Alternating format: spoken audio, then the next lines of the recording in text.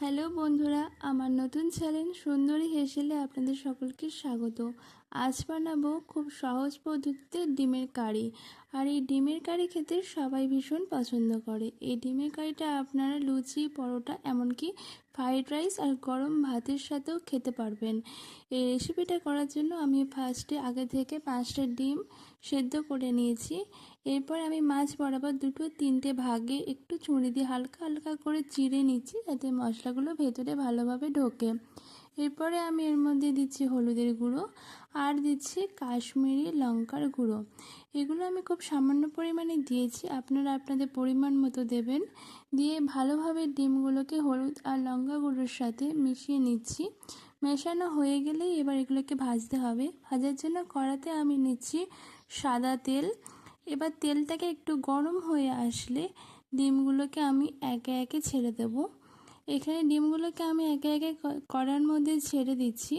ডিমগুলো কিন্তু খুব বেশি লাল করার দরকার নেই, সামান্য অল্প করে একটু কালার এসে গেলেই তুলে নেব। ডিমগুলোকে আমি ভালোভাবে নাড়াচাড়া করে ভেজে নিচ্ছি। দেখুন, আমার ডিমগুলো কিন্তু খুব বেশি লাল হয়নি, মোটামুটি একটুখানি ভাজা ভাজা হলেই আমি আলাদা একটা প্লেটে ডিমগুলোকে সব তুলে নিচ্ছি। ডিমগুলোকে আলাদা একটি প্লেটে তুলে নেবার পরেই আমি একটা ছোট বাটিতে কিছুটা টক দই নিয়েছি। এর উপরে আমি দিচ্ছি সামান্য পরিমাণে হলুদ গুঁড়ো আর কাশ্মীরি লঙ্কার গুঁড়ো দিয়ে আমি দইটাকে লঙ্কা আর হলুদ গুঁড়োর সাথে ভালো করে ফেটিয়ে নিচ্ছি। দেখুন, আমার খুব সুন্দরভাবে ফাটানো হয়ে গেছে। এরপরে ভেজে রাখা যে ডিমের তেলটা ছিল, সেই বেঁচে যাওয়া তেলটার মধ্যে আমি দিয়ে দিচ্ছি পেঁয়াজ কুচি। পেঁয়াজটাকে ভালোভাবে ব্রাউন করে ভেজে নিতে হবে নাড়াচাড়া করে। পেঁয়াজটা যতক্ষণ না ব্রাউন হচ্ছে ততক্ষণ ভাজবো। দেখুন, পেঁয়াজটা একটু হালকা ব্রাউন কালার এসে গেছে। এরপর আমি এর মধ্যে দিচ্ছি একটা মিডিয়াম সাইজের পেঁয়াজ বাটা। এখানে আমি 3 চামচ পেঁয়াজ বাটা দিচ্ছি। দিয়ে এবার পেঁয়াজ কুচি আর পেঁয়াজ বাটাটাকে ভালোভাবে ভাজা ভাজা করে নিতে হবে কড়াতে। এটা হয়ে আসলে আমি এর মধ্যে দিচ্ছি ছোট ছোট দুটো টমেটো বাটা। ওই টমেটো বাটাটা দিয়ে ভালোভাবে সব কটাকে একসাথে নাড়াচাড়া করে নিতে হবে।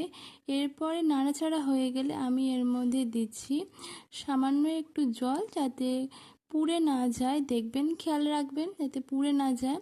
এরপরেই আগে থেকে যে আমি টক দইটা ফেটিয়ে রেখেছিলাম সেটা আমি দিয়ে দিলাম কড়াতে, দিয়ে ভালোভাবে নাড়াচাড়া করছি।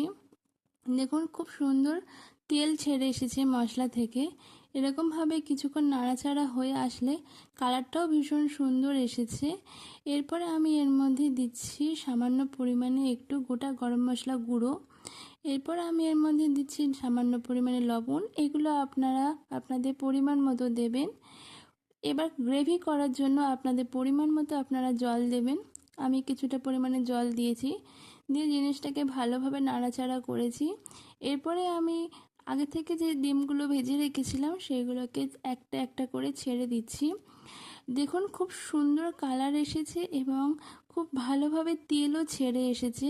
যেহেতু আগে থেকে টক দইয়ের সাথে আমরা হলুদ আর লঙ্কার গুঁড়ো দিয়েছিলাম, তাই আলাদা করে আর তরকারিতে দিতে হলো না।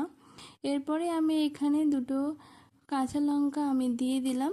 কাঁচা লঙ্কাটা আপনারা চাইলে ফাটিয়েও নিতে পারেন, আমি গোটা রেখেছি। এভাবেই আজকে আমার ডিমের কারি পুরোপুরি রেডি।